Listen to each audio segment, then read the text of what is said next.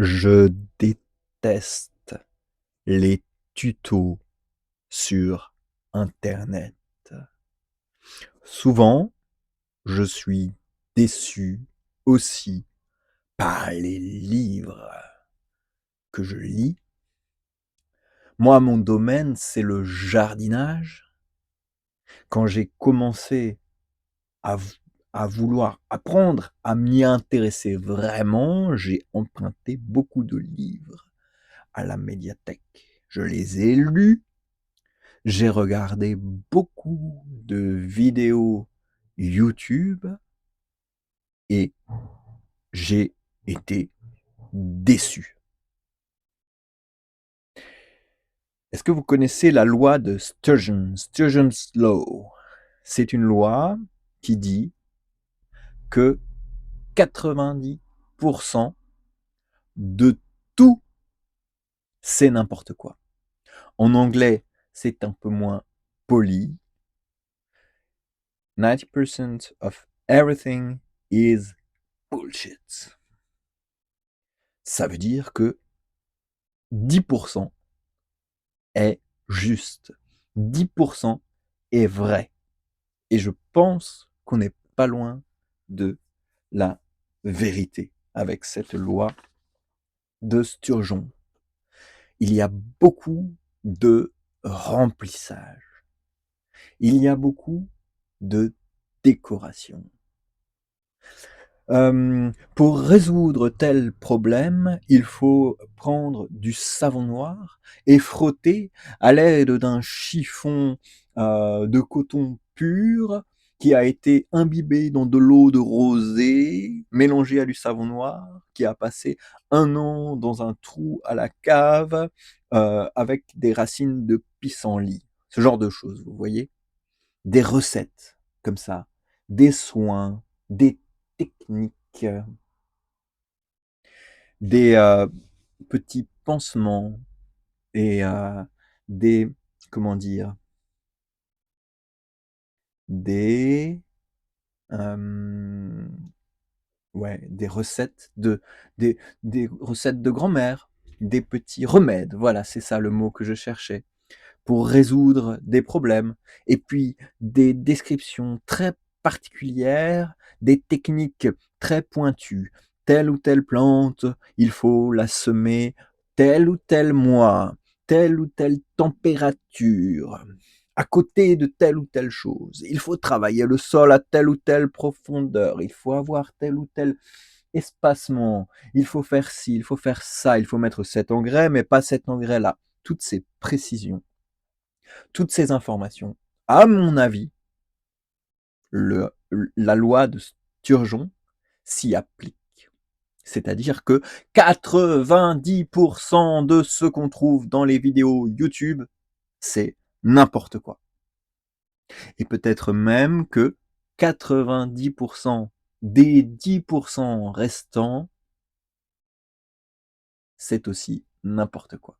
Et etc., etc.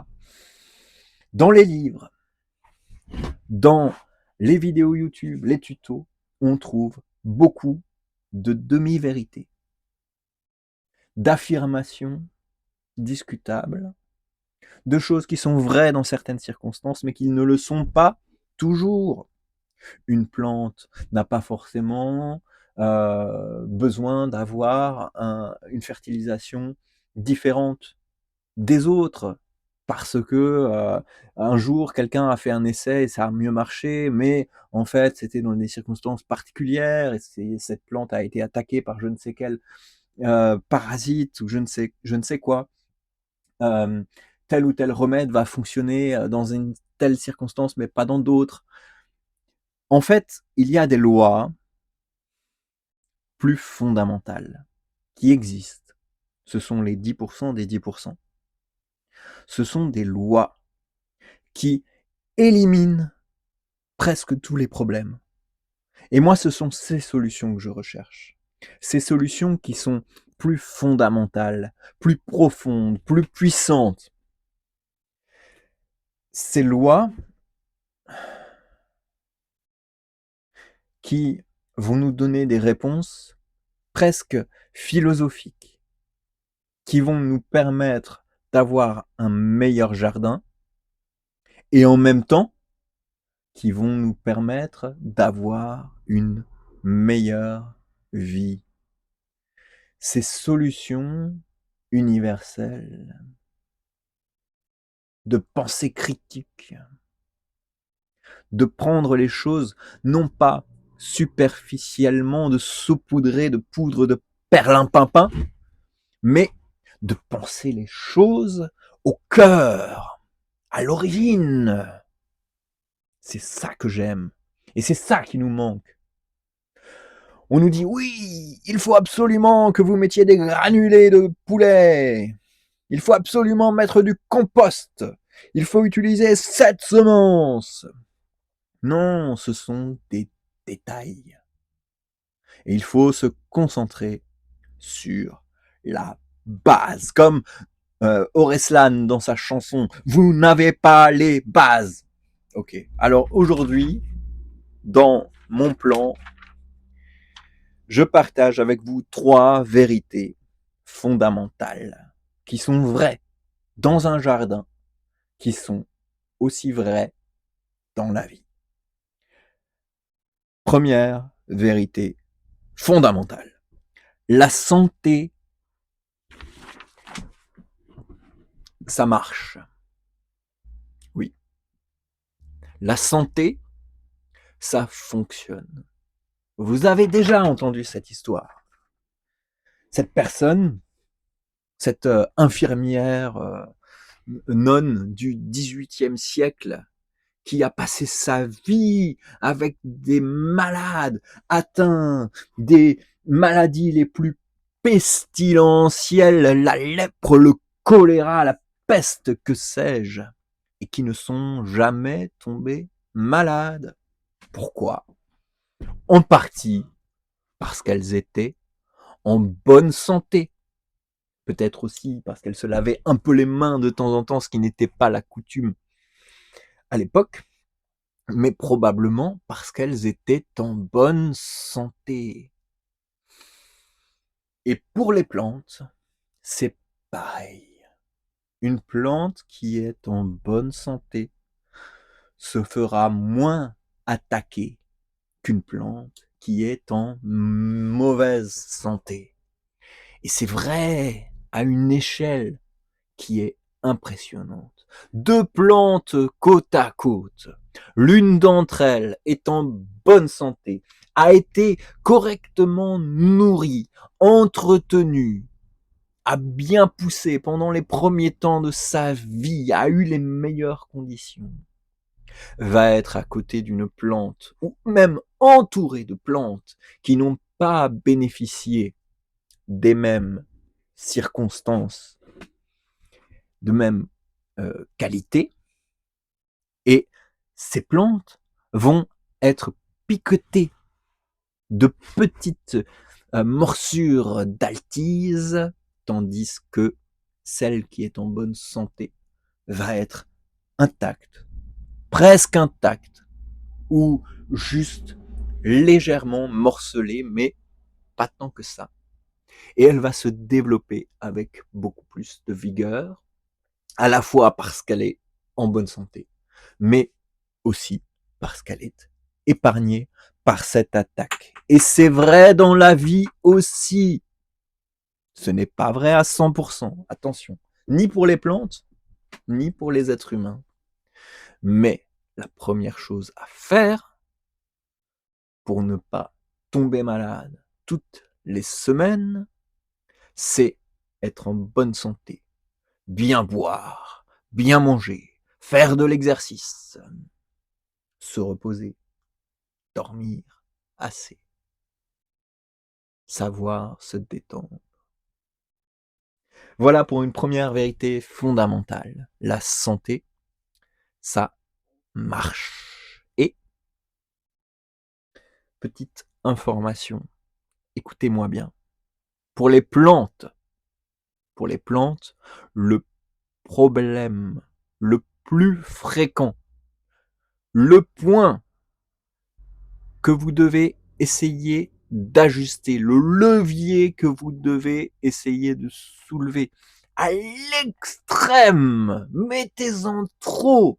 Faites des folies, faites des expériences en mettant beaucoup et surtout souvent. Le premier problème de santé pour les plantes, l'eau des plantes, c'est l'azote. OK? Alors, faites des essais avec l'azote régulièrement et beaucoup pour voir dans un petit jardin. Essayez d'automatiser un dosage d'azote supérieur à ce que vous pensez être nécessaire. Et là, probablement que vous aurez la santé. Et la santé, ça marche. Deuxième point, deuxième vérité fondamentale, un jardin n'est pas un champ et un salon n'est pas une forêt. Dans ces vidéos YouTube, vous trouverez beaucoup de recettes qui s'appliquent à une plante isolée, de recettes qui fonctionnent dans un petit jardin de ville.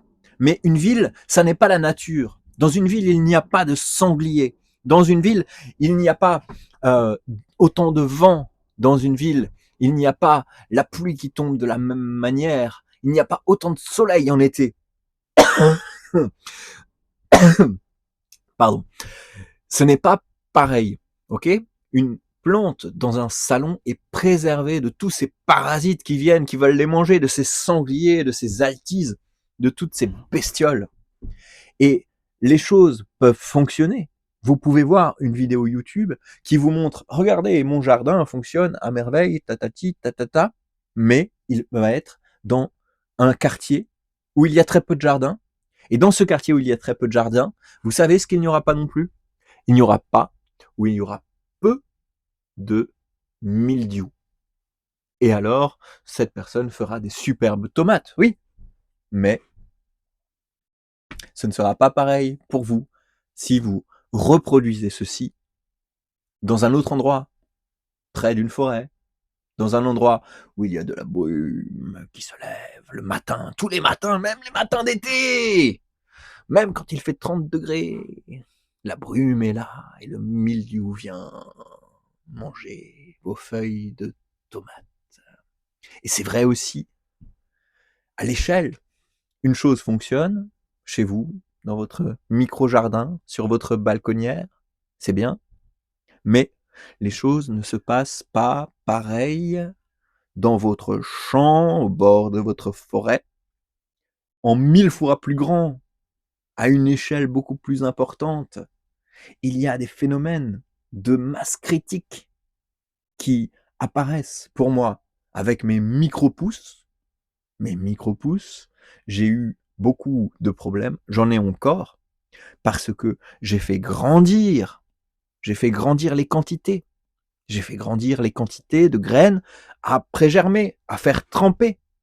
Et au cœur de ces graines qui trempaient, j'ai eu une espèce de boule de feu, de chaleur, de compostage, de germination qui venait et qui faisait que les graines pourrissaient parce qu'il faisait trop chaud. Des tas de plateaux de micro-pousses, un tas comme ça de 6, 7, 8 plateaux de micro-pousses. Au cœur, la température monte jusqu'à 50, 60, 70 km à l'heure. Tout est dévasté. Je n'avais pas prévu ça quand j'ai commencé avec mes tout petits plateaux et mes toutes petites graines de micro-pousses. Voilà, de tournesol de pois. Donc, rendez-vous bien compte que les choses ne sont pas les mêmes à l'échelle d'un micro-jardin en ville, isolé, et dans un grand jardin, dans la nature sauvage. Troisième vérité, troisième et dernière vérité fondamentale, la plus importante, la meilleure. la plus belle, ma préférée. On ne sait pas. On ne sait pas. Désolé, vous étiez venu voir cette vidéo pour avoir des réponses. Et je vous donne des vérités fondamentales. Mais sachez-le et ne l'oubliez pas, c'est un mystère. On ne sait pas encore comment faire pour faire fonctionner le jardin parfait. On a une idée, on a même un système qui fonctionne plutôt bien, qui fait de la nourriture avec le conventionnel, l'extensif, une énorme exploitation de légumes dans le pays de Nantes, par là-bas. Waouh, super. En Alsace, chez moi, du maïs à perte de vue, qu'on envoie à travers le port au pétrole, non, pardon, le port du Rhin. C'était pas une blague, ma langue a vraiment fourché. On envoie ce maïs au port du Rhin dans des conteneurs énormes jusqu'en Bretagne, où il nourrit les cochons qui déversent leur lisier et euh, font se développer les algues bleues sur les plages, posant de graves problèmes.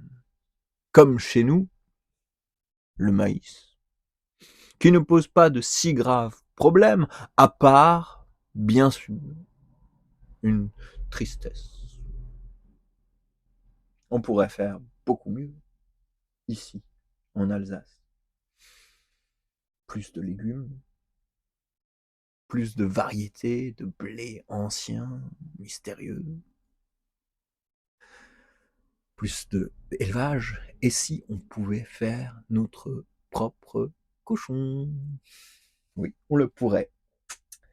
Mais donc, il faut améliorer les choses. Et améliorer les choses, créer un jardin à échelle humaine, on ne sait pas comment faire. Moi, j'ai commencé le jardinage, j'écoutais cette interview de cet Américain précurseur du bio et du maraîchage sur petite surface, Elliott Coleman, qui m'a pris par le cœur, qui m'a raconté dans ce podcast, il me disait qu'il avait, quand il était jeune, envie d'aventure, qu'il allait faire de l'escalade, qu'il allait faire du surf, qu'il allait faire de la randonnée, qu'il allait faire des voyages à l'autre bout du monde.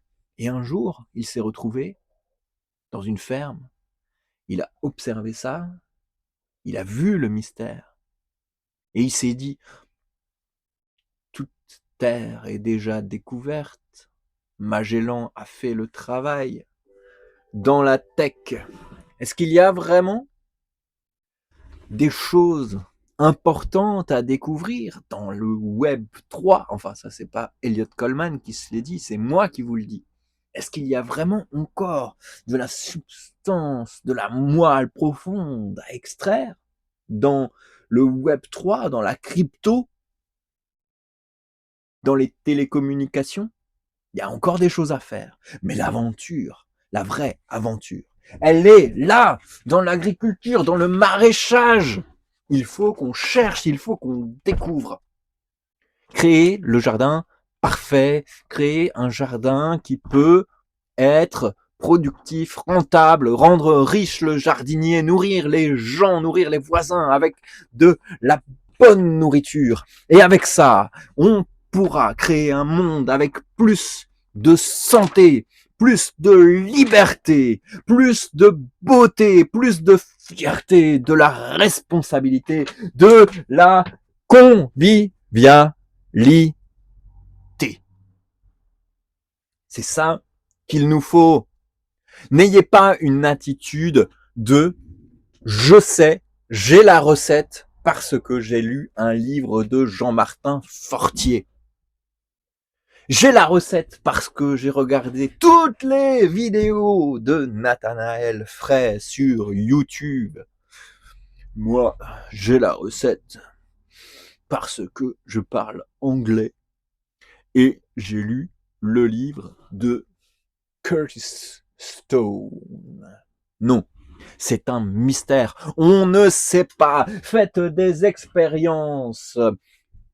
Faites des pardon, expériences, essayez des choses nouvelles, prenez des risques, inventez, cherchez de nouvelles variétés, essayez de nouveaux engrais.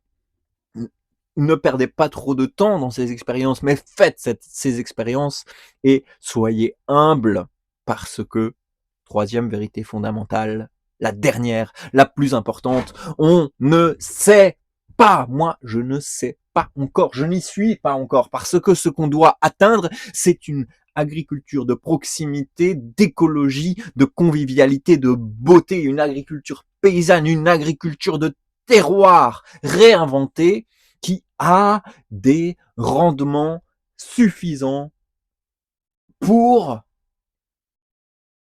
faire balancer tout le système.